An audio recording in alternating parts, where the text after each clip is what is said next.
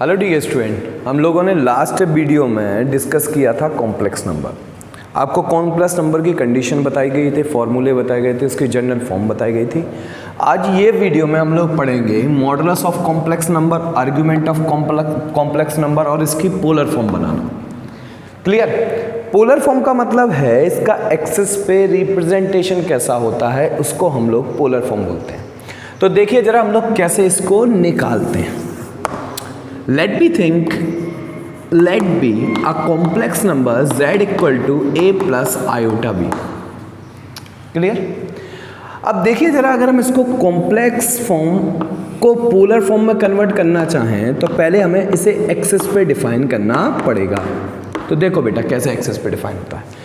तो देखो जरा, दो टाइप के कंपोनेंट होते हैं, एक हॉरिजेंटल होता है और एक वर्टिकली होता है। क्लियर? तो हॉरिजेंटल पे हम लोग क्या करते हैं, इसके रियल पार्ट को रिप्रेजेंट करते हैं। अगर हम आप लोगों से पूछें the real part of z तो आप कहेंगे a, and imaginary part of z तो आप कहेंगे b, ना कि आयोटा b।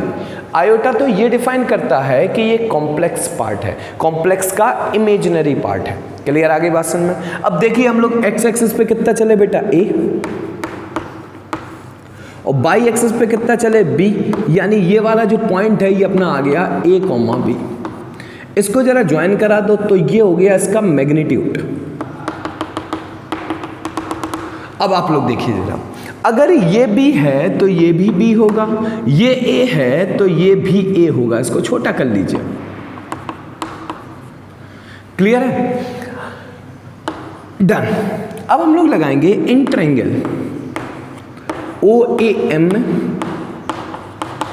तो क्या लिख सकते हैं हम लोग? बोले सर पाइथागोरस थ्योरम लगेगी, क्योंकि ये कौन सा ट्रायंगल है, राइट एंगल ट्रायंगल। तो क्या आएगा बेटा, OA का square equal to O AM का स्क्वायर प्लस OM का स्क्वायर। क्लियर? आगे बात समझ में। तो OA की जो वैल्यू आएगी, OA के स्क्वायर की वैल्यू आएगी, वो आएगी बेटा A square plus B square. Then the value of OA equal to निकल के आएगा under root A square plus B square. इसी को हम लोग बोल सकते हैं क्या, मैग्नीट्यूड ऑफ z। तो magnitude of z equal to आ जाएगा अंडर रूट रियल पार्ट का स्क्वायर प्लस इमेजिनरी पार्ट का square. This is a solution. Clear? तो हमारा जो मैग्नीट्यूड ऑफ z आया वो क्या आया, the under root of real part का स्क्वायर प्लस इमेजिनरी पार्ट का स्क्वायर। तो हम लोगों ने सीख लिया मॉडुलस ऑफ या magnitude of complex number. Clear? आगे बात समझ में। आप इसे मॉड ऑफ z भी बोल सकते हैं, मैग्नीट्यूड ऑफ z भी बोल सकते हैं। क्लियर है ना बात? अब बढ़ते हैं हम लोग आगे। अब हमें सीखना है argument. Argument. Clear? Let be think this is a angle is theta. इस एंगल को हम लोग आर्ग्यूमेंट बोलते हैं, यानी जो कॉम्प्लेक्स फॉर्म है वो एक्स एक्सिस से कितना एंगल क्रिएट कर रही है, इस चीज को हम लोग आर्ग्यूमेंट कहते हैं। क्लियर है ना बात? अब बढ़ते हैं हम लोग आगे, argument of complex number. Complex number तो क्या आ जाएगा बेटा, tan theta equal to perpendicular upon base यानी b upon A. Then theta equal to क्या आएगा, टेन इनवर्स b का मतलब क्या हो गया, imaginary part upon real part. This is a solution. बोले सर आपने जो प्रूविंग करी वो फर्स्ट क्वाड्रेंट के अकॉर्डिंग करी। अगर यही कॉम्प्लेक्स नंबर सेकंड क्वाड्रेंट में पहुंच जाए या थर्ड क्वाड्रेंट में पहुंच जाए या फोर्थ क्वाड्रेंट में पहुंच जाए तो हम लोग इसे कैसे चेंज करेंगे? क्लियर है? तो देखिए जरा, हम लोग ये मेथड अप्लाई करते हैं।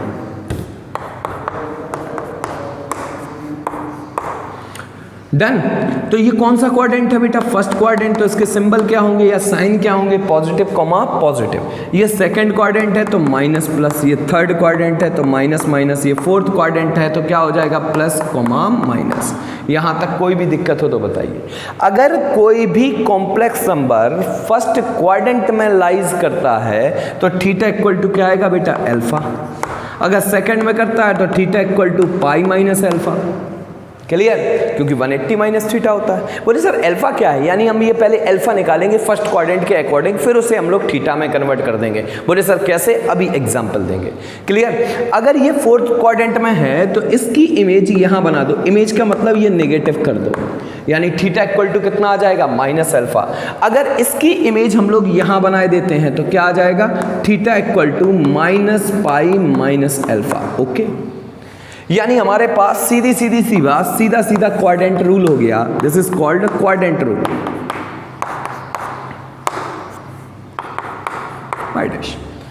अगर फर्स्ट क्वाड्रेंट में है तो थीटा इक्वल टू अल्फा लिखेंगे, सेकंड में है तो theta equal to pi minus alpha लिखेंगे। इसकी इमेज यहाँ पे तो theta equal to minus alpha and theta equal to minus pi minus alpha. This is a solution. Clear, आगे बात समझ में। अब इन चीज़ों को एक्सटेंड करते हैं, बनाते हैं, कैसे बनाते हैं, लेकिन उसके पहले हमें पोलर फॉर्म समझनी है। कौन सी फॉर्म समझनी है, पोलर फॉर्म। आओ जरा देखते हैं बेटा पोलर फॉर्म कैसे बनाई जाती है।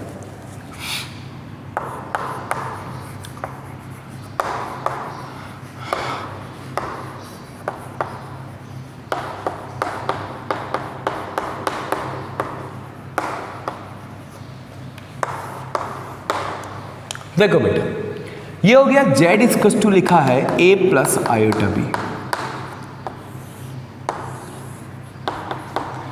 x एक्सिस पे कौन सा पार्ट वर्क करेगा, बोले सर रियल पार्ट। डन, तो यहां पे आ गया a कॉमा b, हमने इसको लिखा तो यहां पे हमने ये कर दिया रियल पार्ट, परपेंडिकुलर ड्रॉ कर दीजिए। तो ये क्या आ जाएगा बेटा, ये आ जाएगा आपका रियल पार्ट और ये कौन सा पार्ट हो जाएगा, इमेजिनरी पार्ट। डन, ये इसका हो जाएगा मैग्नीट्यूड। मैग्नीट्यूड बेटा क्या आएगा, modulus of z equal to आ जाएगा under root a square plus b square. इसको हम लोग रिजल्टेंट भी बोलते हैं, तो इसको हम लोगों ने r से डिफाइन कर लिया। ये एंगल हो गया अपना थीटा, आर्गुमेंट। डन, अब इस चीज को हमें पोलर फॉर्म में चेंज करना है, या पोलर फॉर्म होती क्या है वो चीज देखते हैं। यानी अगर मैग्नीट्यूड और आर्गुमेंट के फॉर्म में, मैग्नीट्यूड या आर्गुमेंट के फॉर्म में कोई भी कॉम्प्लेक्स नंबर को कन्वर्ट कर दिया जाए तो इसे हम लोग पोलर फॉर्म बोलते हैं। कैसे करते हैं कन्वर्ट, देखते हैं जरा, देखना बहुत अच्छे से, बहुत सिंपल सी चीज है, देखना बेटा। आओ, अब हम लोगों ने करा in triangle O A M में बेटा बेस चाहिए, यानी a की वैल्यू चाहिए, तो बताइए क्या लगा दें हम लोग, cos थीटा लगा दें। तो cos थीटा इक्वल टू कितना आएगा, a अपॉन हाइपोटेनियस कितनी है बेटा, OA। तो cos थीटा इक्वल टू कितना आ गया, a अपॉन OA की वैल्यू हो गई r, then the value of a equal to r cos theta. This is a solution. उसके बाद देखो जरा फिर से यही ट्रायंगल मिल गया, इन ट्रायंगल OAM। बेटा आप परपेंडिकुलर चाहिए तो क्या लगा दें बेटा, sine theta equal to perpendicular की वैल्यू क्या है, AM अपॉन हाइपोटेनियस, यानी कितने आ गया r। तो AM की जगह लिख दिया b बेटा, r साइन थीटा निकल के आ गया। तो अपनी a की वैल्यू आ गई और b की वैल्यू आ गई, यार रिप्लेस करा दीजिए। तो z इक्वल टू क्या था, a plus iota b। a की वैल्यू बेटा कितनी आई, r cos theta, iota b की वैल्यू कितनी आई, r साइन थीटा। दोनों में बेटा कॉमन कितना आएगा, r, तो अंदर क्या बचा, cos theta plus iota sine theta. This is a solution. कोई भी डाउट या दिक्कत हो तो बता दीजिए। क्लियर, आगे ना बात समझ में। अब हम लोग बढ़ते हैं आगे।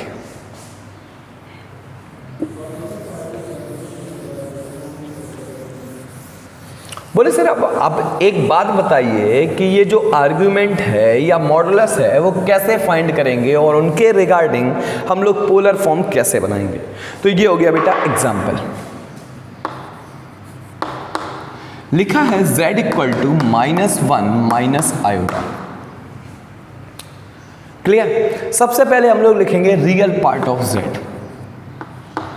बोले sir -1 and imaginary part of z, बोले सर ऑल्सो -1। क्लियर, तो देखिए जरा आगे बढ़ते हैं। तो सबसे पहले निकालते हैं मॉडुलस। मॉडुलस को बोलते हैं बेटा under root of real part का स्क्वायर प्लस इमेजिनरी पार्ट का square. What is the real part of complex number, बोले sir -1 and imaginary part of complex number, बोले सर इज ऑल्सो -1। तो बताइए magnitude of z equal to कितना आ गया, under root of 2। इसको हम लोग r से भी या रिजल्टेंट से भी बोल सकते हैं। यहाँ तक कोई भी डाउट हो तो बताइए, किसी को कोई प्रॉब्लम हो तो वो बता दे कि सर हमें यहाँ पे ये दिक्कत आई। सबसे पहले हमने real part of complex number लिखा, फिर imaginary part of complex number लिखा, उससे हमने मैग्नीट्यूड निकाल दिया। मैग्नीट्यूड का फॉर्मूला क्या हो गया? अंडर रूट रियल पार्ट का स्क्वायर प्लस इमेजिनरी पार्ट का स्क्वायर। ओके, आइए अब निकालते हैं आर्गुमेंट। आर्गुमेंट को ए आर जेड बोलते हैं। तो थीटा इक्वल टू, थीटा के पहले आप लोग निकालेंगे अल्फा। अल्फा इक्वल टू आएगा tan इनवर्स, फिर माइनस को मेंशन ना करते हुए क्या लिखेंगे? फर्स्ट क्वाड्रेंट के अकॉर्डिंग निकाल रहे। मैंने आपको बोला था ये था quadrant rule. Theta equal to alpha, theta equal to pi minus alpha, इसकी इमेज यहाँ, तो theta equal to minus alpha, इसकी इमेज यहाँ, theta equal to minus pi minus alpha. Clear? तो बोले सर इसको कैसे करते हैं? बेटा फर्स्ट क्वाड्रेंट के अकॉर्डिंग हम अल्फा लेते हैं, फिर क्वाड्रेंट के अकॉर्डिंग थीटा में कन्वर्ट कर देते हैं। तो सबसे पहले क्या लिखा? Alpha equal to tan inverse imaginary part upon real part. Mod क्यों लगाया? क्योंकि हम लोग फर्स्ट क्वाड्रेंट के रिगार्डिंग सॉल्व कर रहे हैं। चलिए, तो थीटा अल्फा इक्वल टू कितना आएगा? पहले थीटा बाद में निकलेगा। इमेजिनरी पार्ट है -1 अपॉन -1, ये और ये कैंसिल हो गया। बताइए tan में 1 जो है वो कितने की वैल्यू होती है? वो सर tan 45 की। ये दोनों कंपेयर हो गए तो अल्फा इक्वल टू आ गया π/4। अब देखिए नीचे लाइन क्या लिखेंगे?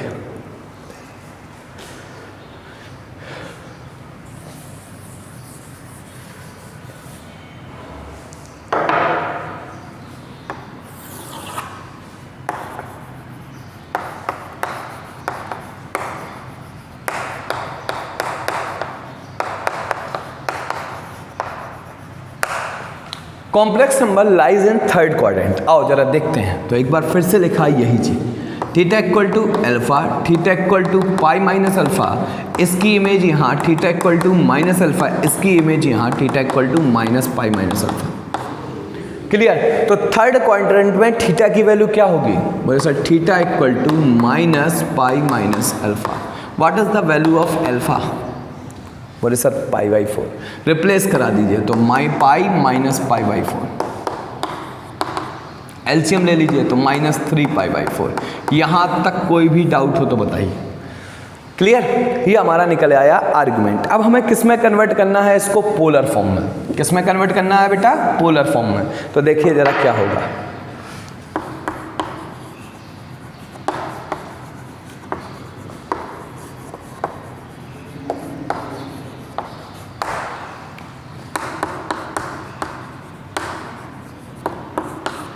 z इक्वल टू कितना आएगा? r cos theta plus iota sine theta. ये होती है अपनी पोलर फॉर्म। सबसे पहले एक बार हम लोग रिपीट करते हैं, जरा देखिए। सबसे पहले कॉम्प्लेक्स फॉर्म दी गई -1 माइनस आयोटा, ठीक है?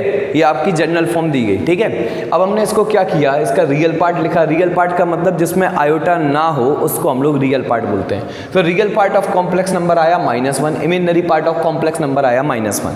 फिर हमने इसका मैग्नीट्यूड निकाल दिया, तो r इक्वल टू आ गया अंडर रूट रियल पार्ट का स्क्वायर प्लस इमेजिनरी पार्ट का स्क्वायर। तो z इक्वल टू -1 का स्क्वायर, ये आ गया √2 आ गया।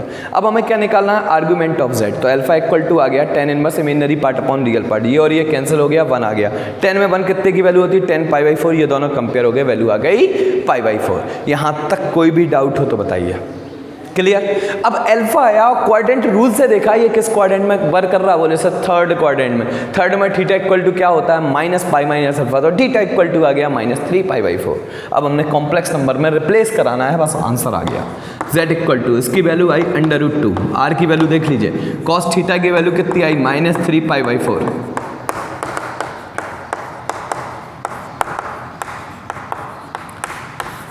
cos अपना माइनस एब्जॉर्ब करता है। क्लियर? तो 3 π/4, साइन ने अपना माइनस बाहर फेंका, minus iota sine 3 π/4। This is a solution. Clear? Next देखेंगे complex form. Next complex form को पोलर फॉर्म में कन्वर्ट करना है।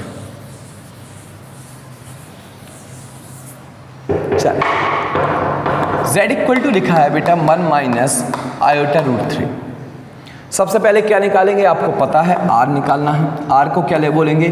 मैग्नीट्यूड ऑफ z ही बोलते हैं। पहले ये लिख लो, फिर लिख लो formula, under root real part का स्क्वायर प्लस इमेजिनरी पार्ट का स्क्वायर।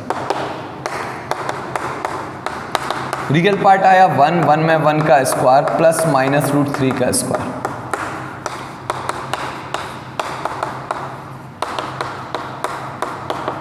टू सॉल्यूशन आ गया।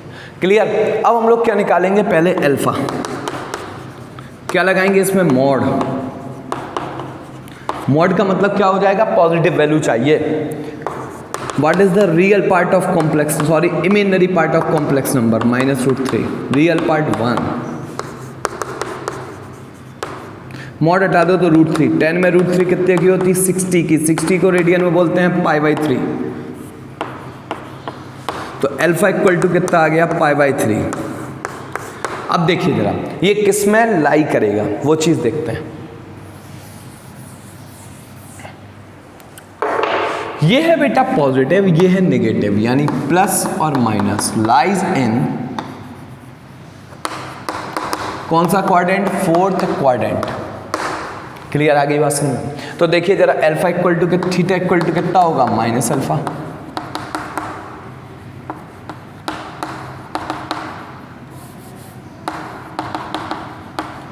अब किस में कन्वर्ट करना है, पोलर फॉर्म में।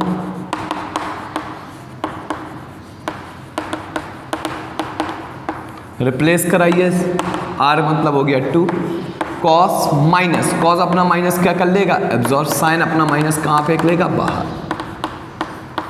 आपको ये सारी जो पोलर फॉर्म है वो आपको कंप्लीट करके आनी है। क्लियर आ गई बात समझ में, यानी कॉम्प्लेक्स फॉर्म से हम लोग पोलर फॉर्म में कैसे कन्वर्ट करते हैं।